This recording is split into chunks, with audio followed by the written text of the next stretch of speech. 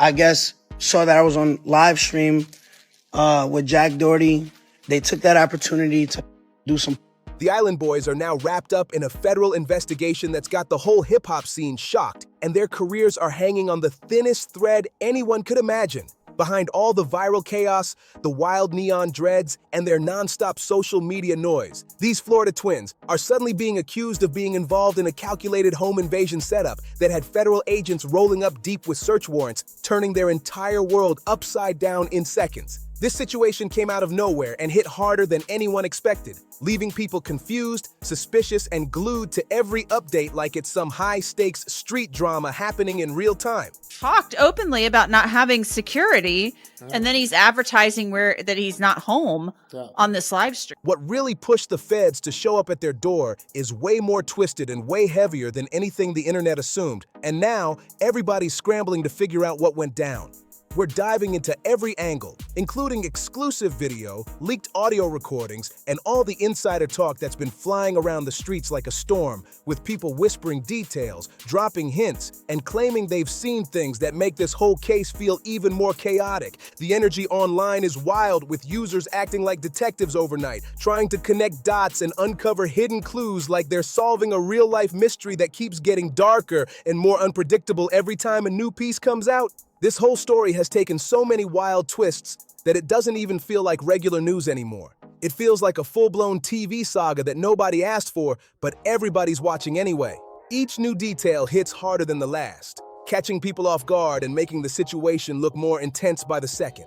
The hip-hop world has been buzzing non-stop, and people are still going back and forth arguing about what really went down behind the scenes, with everyone claiming they got the inside scoop like they were standing right there when it happened. Before diving into this madness, if I see one more comment about someone talking about 6ix9ine, I'm gonna get mad. Or whatever videos you're mentioning, stop mentioning in the comment section. Stop! Let's keep everything straight, because the internet has been tossing around wild theories non-stop.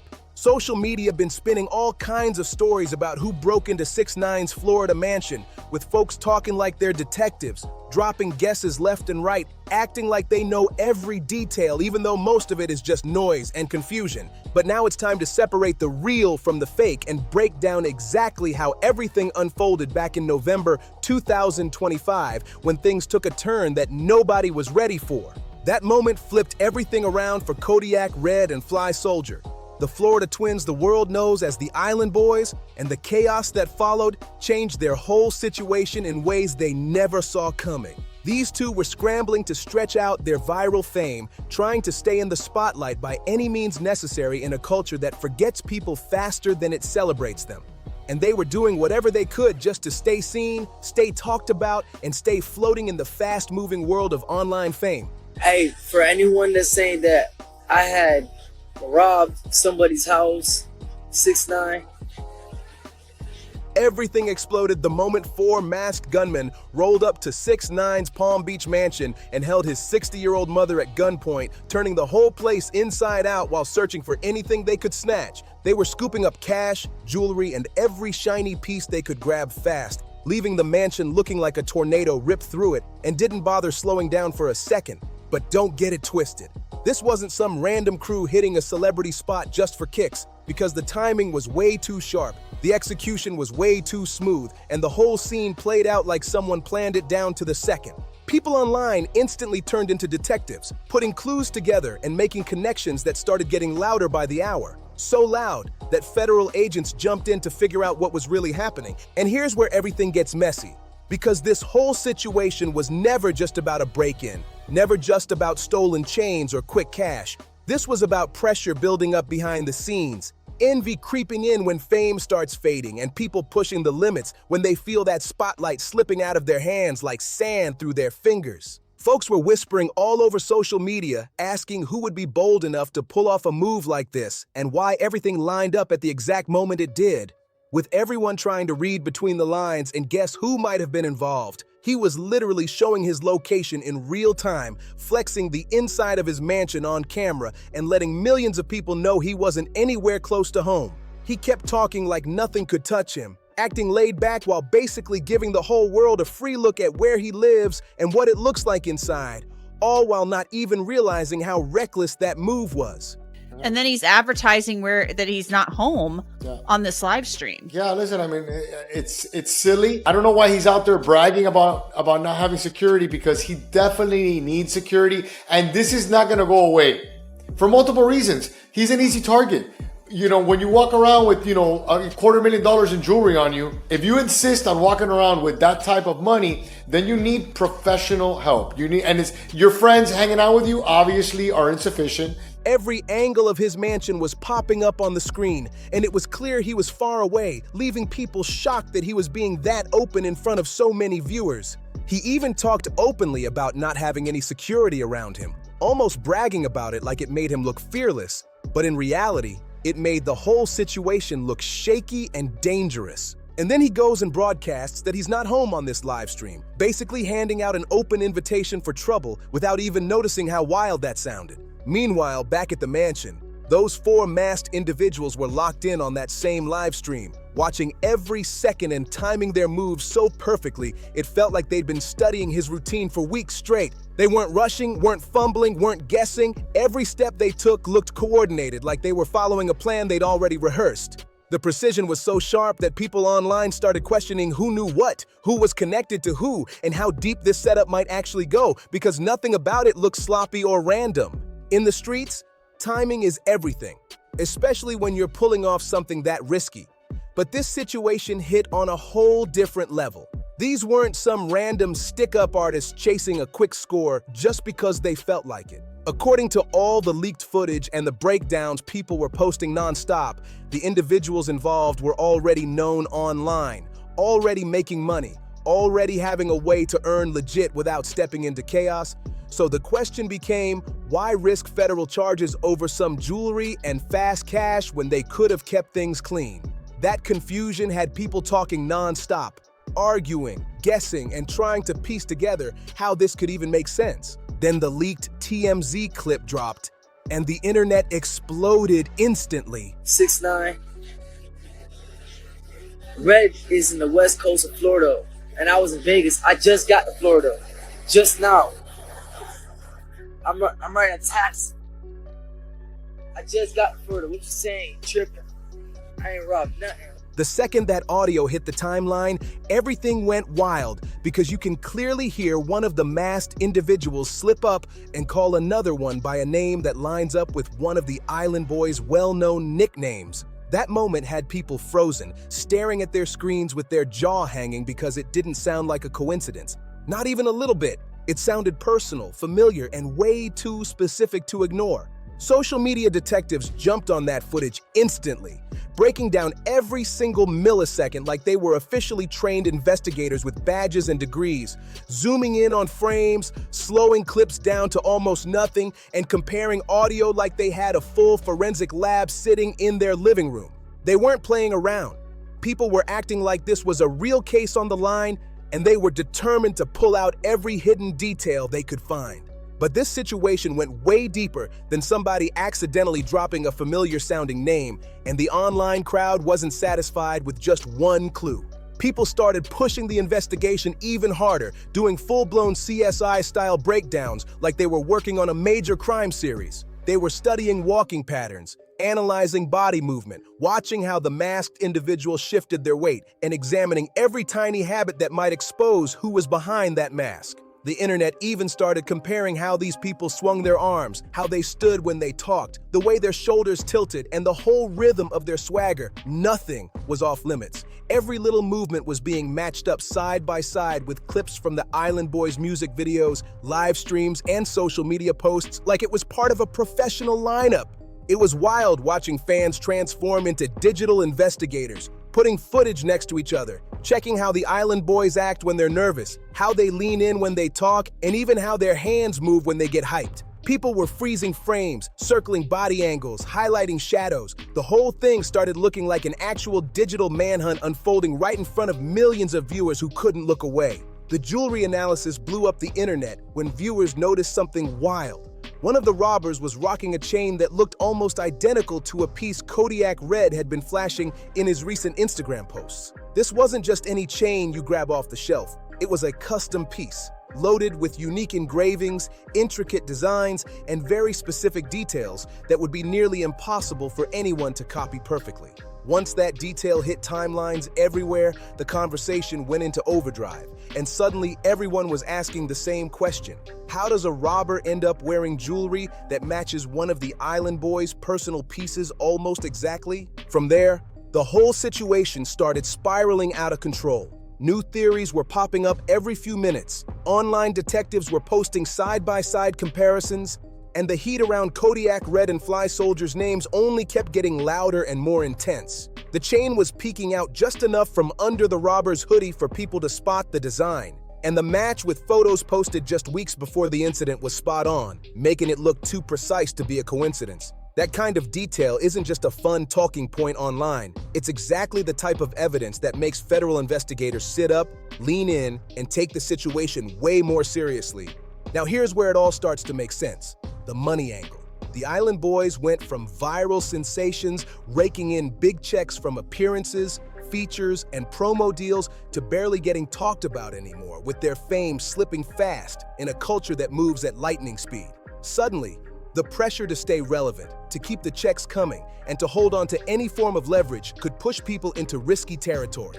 That fast internet fame vanished almost overnight, and with it, the money started drying up, hitting their whole lifestyle hard.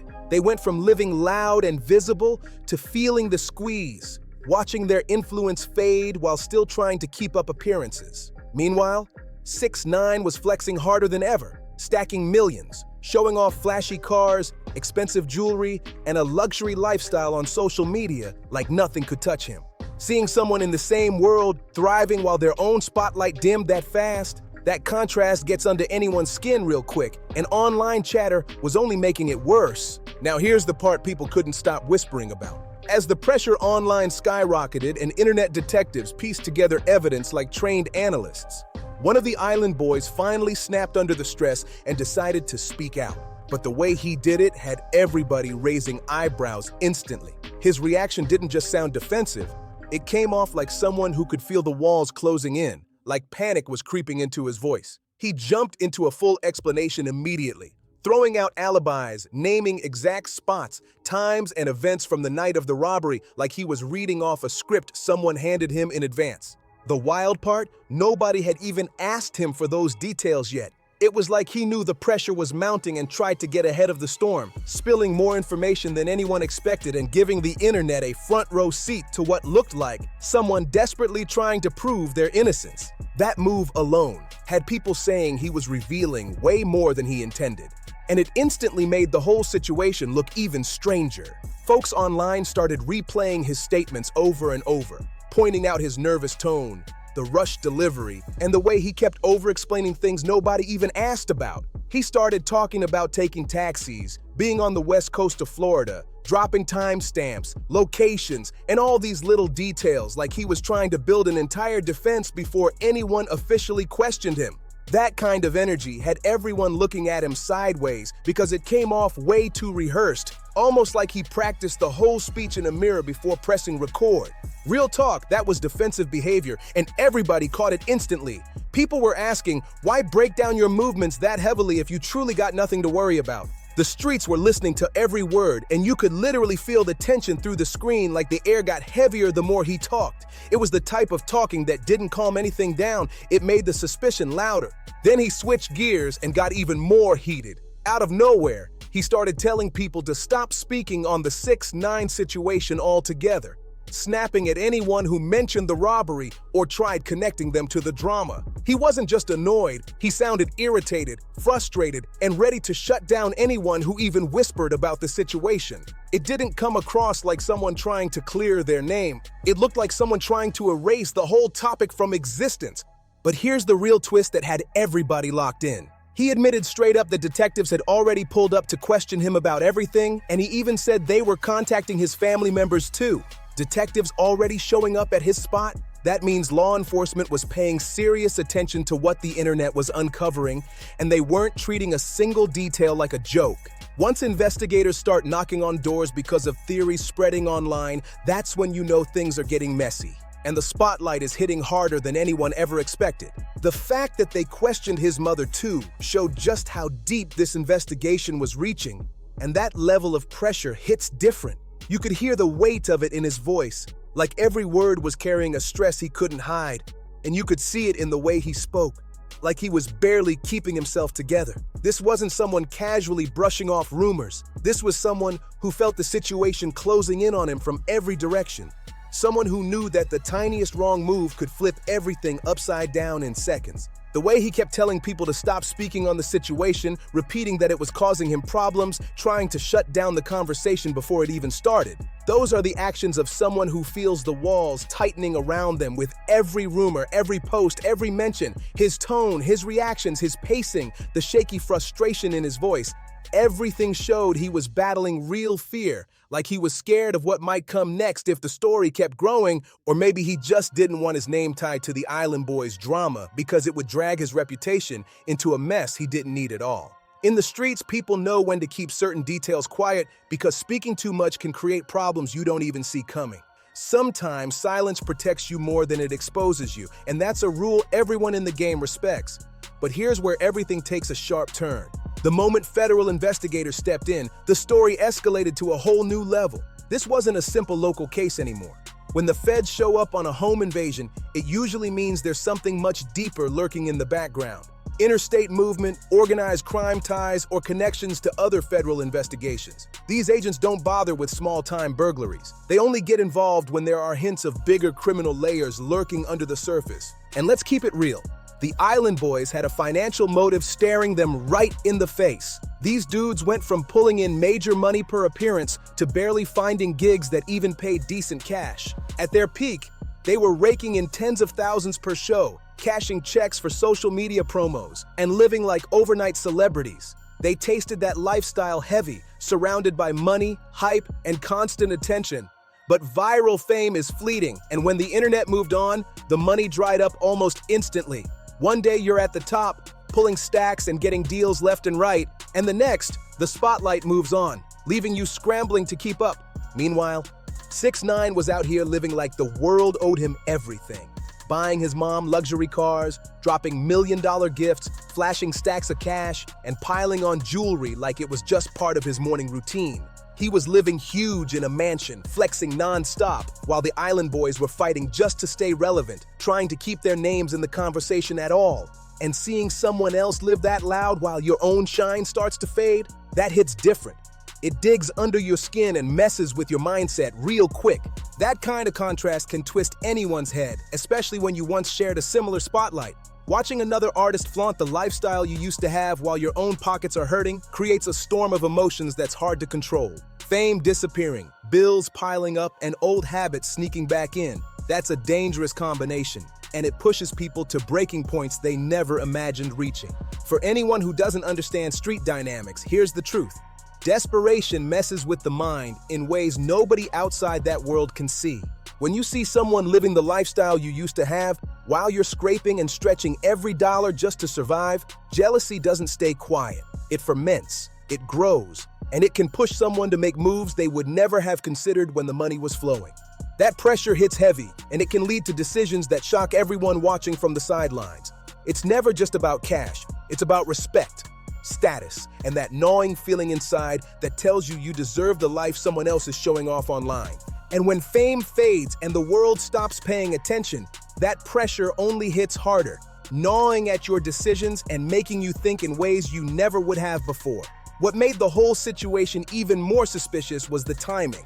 Both Island Boys went suddenly silent on social media right around the time of the robbery, vanishing from posts and stories like someone hit pause on their online presence. That detail alone had online detectives going full detective mode, connecting dots, pulling up maps, and mapping out movements like they were working a high-stakes federal case. Nothing about the timing of this situation felt random, and fans online were going next level with voice analysis that even some professionals might hesitate to attempt. They compared speech patterns, accents, tone, rhythm, and even ran audio through voice recognition software to try and match certain words. Some of these breakdowns showed striking similarities between the robber's voice and one of the Island Boys, with people claiming high percentage matches using advanced programs that most wouldn't think to use. Social media went absolutely wild, turning every clip, snippet, and live stream into evidence, and no one could ignore it. But here's the thing. This situation wasn't just about a home invasion or online speculation. The real twist is how it revealed the dark side of social media fame. The Island Boys had clout, but the money dried up fast, leaving them struggling to stay relevant and keep their lifestyle afloat. Meanwhile, 6ix9ine had both fame and fortune, but he made himself a walking target by flashing cash, cars, jewelry, and every luxury he touched, constantly showing off online. That combination of fading fame, desperation, and an easy target created the perfect storm for chaos. This story isn't just about whether the Island Boys were guilty, it's a bigger look at how the internet now plays a massive role in real-life investigations. People behind screens can pull together audio, visuals, timestamps, and social media patterns so precisely that federal investigators can't ignore it. We're living in a new era where digital sleuthing actually impacts real-world cases, and the online pressure can turn into serious consequences faster than anyone could imagine. Amid all the noise and theories, almost nobody remembered the real victim in this drama, 6ix9ine's 60-year-old mother. She was held at gunpoint in her own home, terrified and traumatized, all because her son made himself a public target by constantly flexing online. Regardless of whether it was the Island Boys, neighborhood kids, or someone else entirely, she was the one who suffered that night, and that part of the story hit harder than anything. This elderly woman who barely speaks English and spends her weeks quietly going to church had to endure pure terror, and that alone shook the streets. People across neighborhoods and online couldn't stop talking about how wrong the situation felt, and the sympathy for her was instant and widespread.